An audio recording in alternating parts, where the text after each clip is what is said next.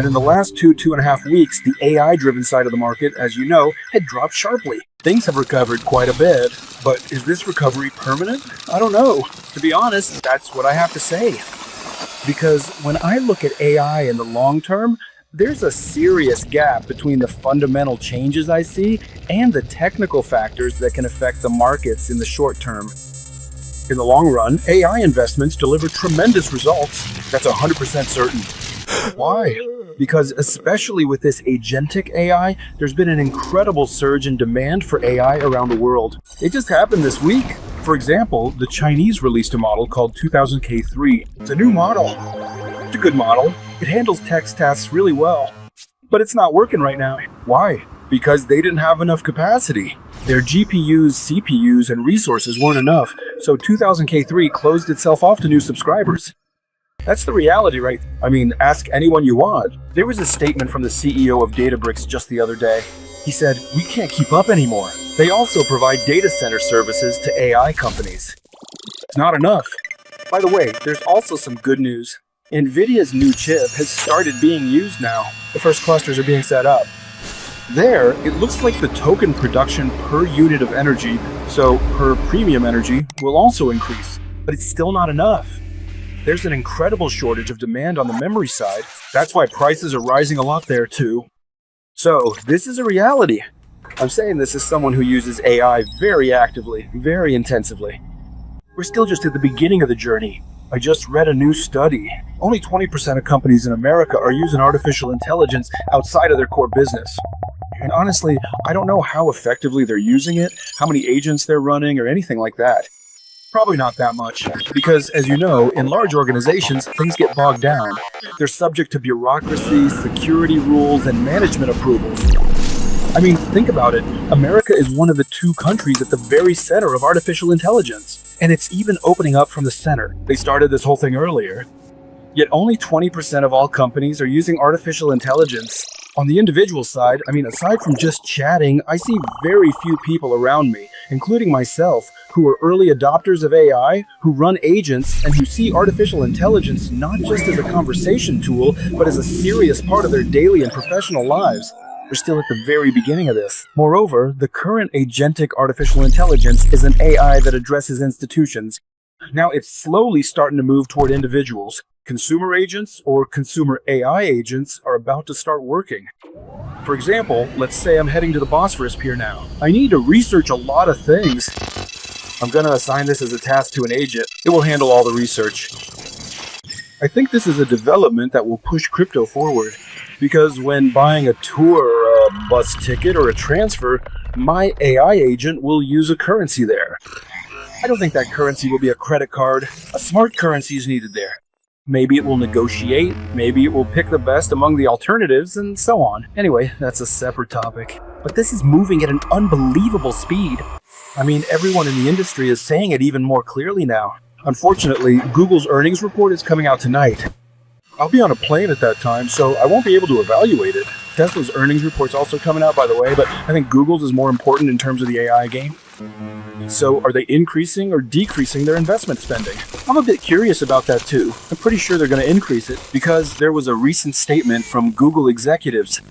We can't even provide enough AI capacity for our own employees. That's what they said. So on the other hand, is Google actually making money from this? We'll see about that too.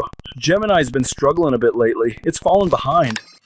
But I think Google will successfully integrate AI into many of its existing business models and increase its revenues in a certain way going forward. That's what the market is expecting here. On the Tesla side, again related to AI, their autonomous fleet is coming. We'll be hearing news about that. It's rolling out more over the next 2 months. But next week, the really big earnings reports are coming. Nvidia's earnings report is the most important one, and it'll come later. But most likely in this earnings season as well, we'll see that the AI sector is growing super fast and continues to grow. Memory, GPUs, CPUs, and other factors in between. Last week, we got the earnings reports from TSMC and ASML. They delivered outstanding earnings. Both of them said they would increase their capital expenditures for the future. As you know, TSMC is a microchip manufacturer. ASML is a manufacturer that supplies machines to factories producing microchips. That's their role in the game. So the game here is very clear, friends. This business is growing, and we're not even at the beginning yet. That's why I've shifted almost all of my investments to the long-term AI infrastructure side. There are different areas over there. For example, chips are one part, memory's another, energy's another, and communication components for the lines are a part too. Companies like Nokia, for instance. And even though I haven't withdrawn anything for the last 2 weeks until yesterday, I haven't sold anything. In fact, I've bought shares on this side because I see the AI momentum, you know? But this is the main game in the long run. In the short term, there are a lot of problems first. For one thing, oil prices are problematic. Today, again, the markets are uneasy. Oil has surpassed $90. The war between America and Iran is ongoing. Iran is insisting on controlling the Strait of Hormuz. And America isn't backing down either. I mean, it's tough, both politically and, the Trump team's reputation would take a hit worldwide. They're also ruthlessly bombing Iran right now. As this drags on and oil and petrochemicals aren't passing through Hormuz, the markets remain uneasy. That's a problem. And it seems like this problem won't be going away anytime soon. The second problem is South Korea. I mean, those opening positions with leverage in South Korea are using incredibly high leverage. They're also taking on the most risk again.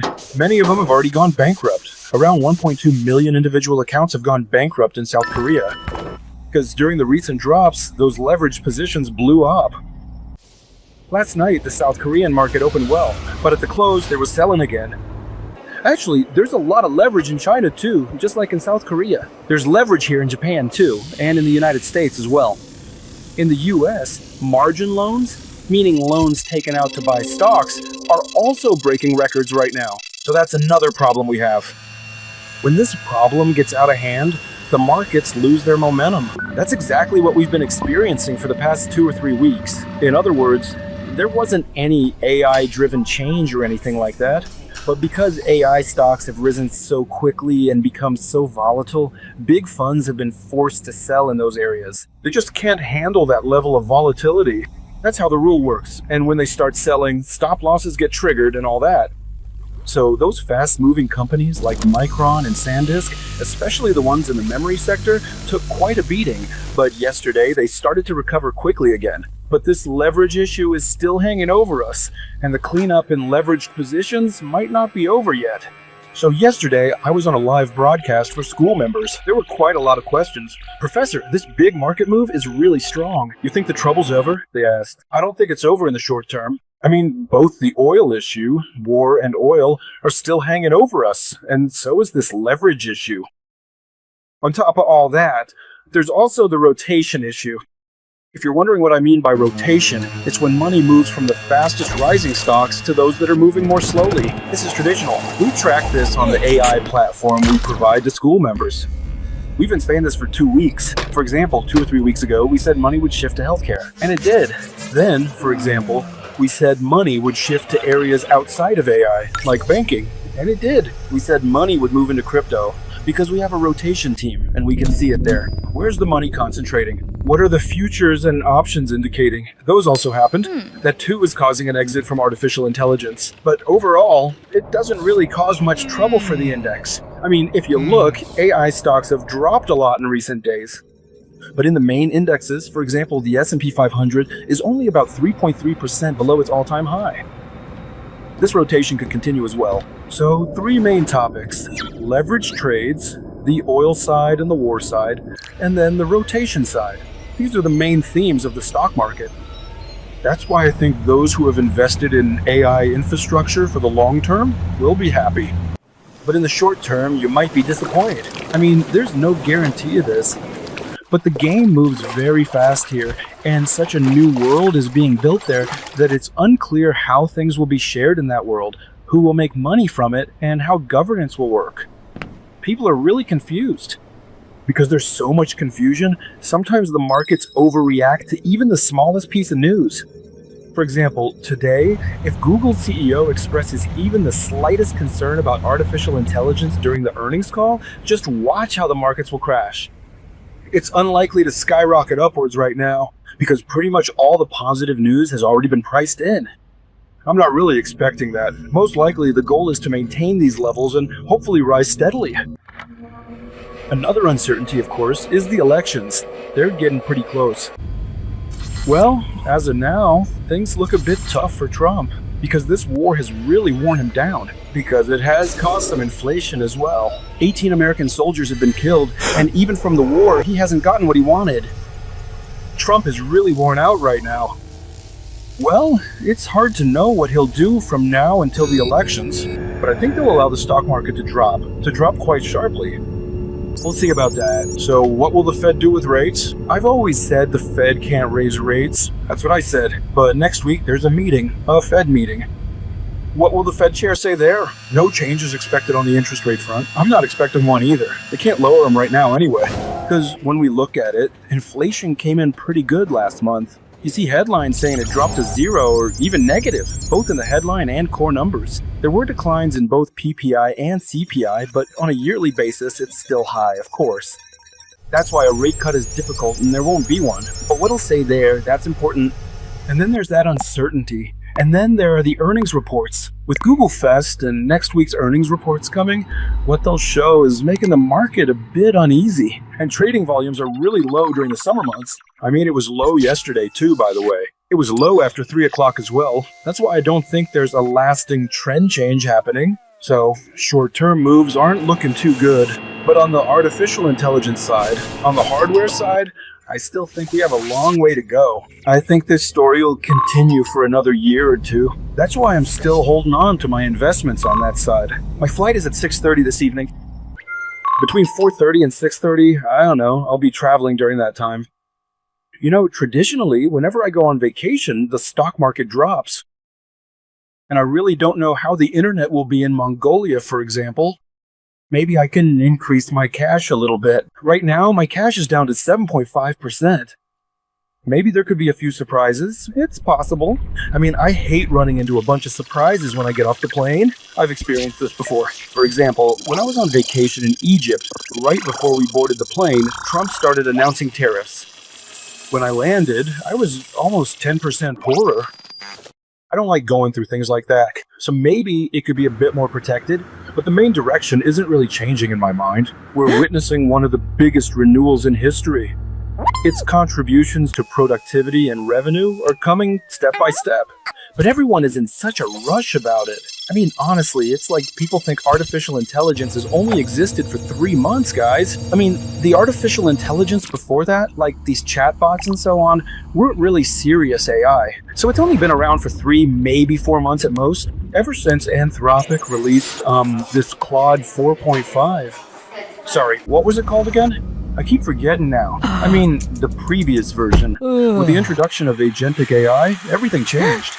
At Fabule, we've reached a whole new level. I use it heavily. It's pretty expensive, but honestly, it adds a whole lot of extra value. And only now have organizations reached a solution where they can actually get productivity from AI. People still haven't adapted yet. Things haven't developed and so on. That's why there's improvement in the balance sheets. Right now, all the balance sheets coming in look amazing. And I think some of that is due to AI-driven productivity. But if we ask whether AI is actually making companies money, the answer is still a bit premature. So that's something we'll keep discussing in the days ahead. And then there are always new technologies. So what new technology could be coming? Now, artificial intelligence models aren't really a new technology, guys. They're more like distillations. I mean, they were copied from American benchmark models. Although, to be fair, Americans copied them from somewhere else too. So I don't want to take sides on that, but these are kind of copy models, and they're not exactly brand new technology either. They couldn't be anyway, because right now they don't know any new generative capacity. So that's not a new technology. Other new technologies could come along. For example, something that would eliminate the need for memory, or there would be no need for Nvidia CPUs or GPUs anymore. I don't see these things happening in the very short term. I mean, I don't see them happening in the medium or long term either. Because even if there is a new technology, it takes a long time for it to be implemented by suppliers to go into production and for adaptation to happen. But the AI sector will keep being very turbulent. It's a field that's very sensitive to news flow.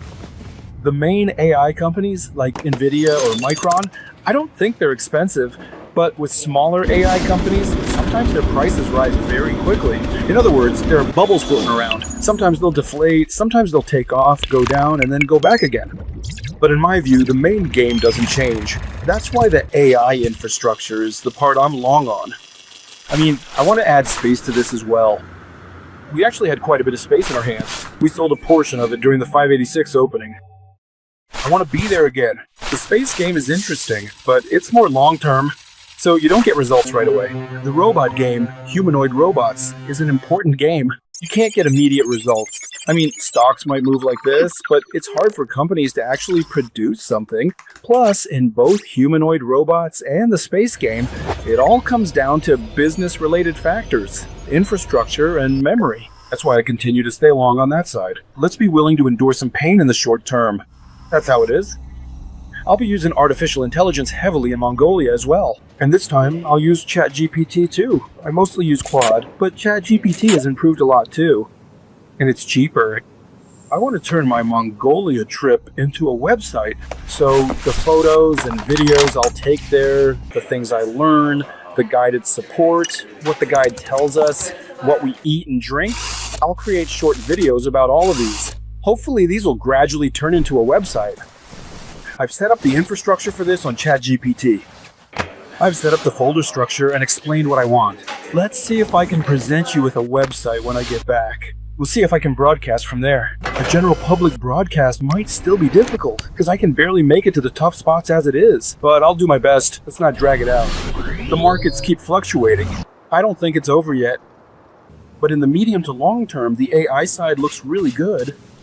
And where AI and crypto intersect, it doesn't seem like things will go too badly either, in my opinion. Ethereum has been moving well lately. Same goes for Bitcoin. Of course, these are very volatile assets. I don't want to comment on their prices. But in AI, especially in Agentic AI, there's a need for smart money. That's where I see Ethereum having a chance. That's it. Stay with love. Stay with respect.